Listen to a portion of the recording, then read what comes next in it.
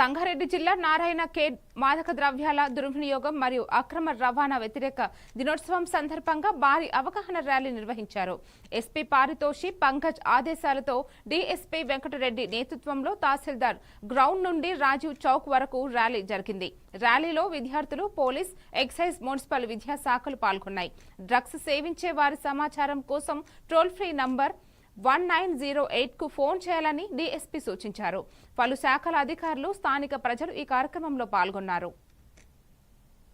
Coordinator గా కూడా నన్ను ప్రమోట్ చేయడం జరిగింది కాబట్టి ఈ డ్రగ్స్ వ్యతిరేక దినం సందర్భంగా ప్రతి ఒక్కరు కూడా అవేర్నెస్ ని క్రియేట్ చేయాలని, విద్యార్థుల్లో యువత అద్భుతంగా ముందుకు వెళ్ళాలి అంటే ఇలాంటి డ్రగ్స్ బారిన పడకుండా, ఒక డ్రగ్ ఎంత ప్రమాదకరం అంటే ఒక అణుబాంబు కంటే ఎక్కువ ప్రమాదకరం, దేశంలో ఉండేటటువంటి ప్రతి వ్యక్తిని కూడా చాలా హింసిస్తుంది. కాబట్టి అలాంటి యాంటీ డ్రగ్ డే సందర్భంగా ప్రతి ఒక్కరూ డ్రగ్ గురించి అవగాహన చేసుకొని దానికి దూరంగా ఉండి, యువత మెయిన్ భారతదేశం యొక్క నిర్మాతలు వాళ్ళే కాబట్టి ప్రతి ఒక్కరూ అవగాహనగా ఉండి వారిలో చైతన్యం కల్పించాలి. దీనిపైన అవగాహన కల్పించి ప్రతి ఒక్కరూ ఎవరైనా ఇలాంటి యాంటీ డ్రగ్ డబ్బుల కోసం కానీ ఇలాంటి డ్రగ్ ని సప్లై చేస్తే, అంటే మన దేశం భవిష్యత్తు విద్యార్థులపై అంటే యువతపై ఆధారపడి ఉంది కాబట్టి ఈ డ్రగ్స్ ని అవాయిడ్ చేస్తూ వాళ్ళకు అవగాహన సదస్సును నిర్వహించడానికి ఈ రోజు కార్యక్రమంలో ర్యాలీ నిర్వహించడం జరిగింది. దీనికి ముఖ్య సారము మరియు రాష్ట్ర ప్రభుత్వం యొక్క ఆదేశానుసారము ఈరోజు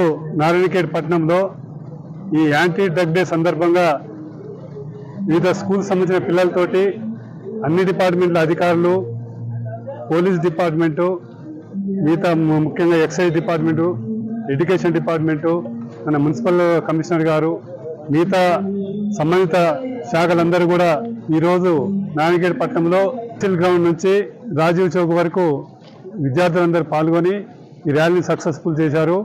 మీ అందరికీ ఈ సందర్భంగా మరొకసారి చెప్పేది ఏంటంటే, ఈ యొక్క డ్రగ్స్ అనేది మన ఏ ఒక్క ప్రాంతానికి సంబంధించిన సమస్య కాదు, ఇది అంతర్జాతీయ సమస్య. అన్ని దేశాల్లో కూడా ఈ సమస్య అనేది పట్టి పీడిస్తూ ఉంది.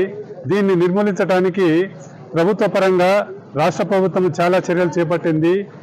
టీనాబ్ అని రాష్ట్ర ప్రభుత్వము మెయిన్గా కాన్సన్ట్రేట్ చేస్తూ రాష్ట్రం మొత్తంలో కూడా ఈ డ్రగ్ను పూర్తిగా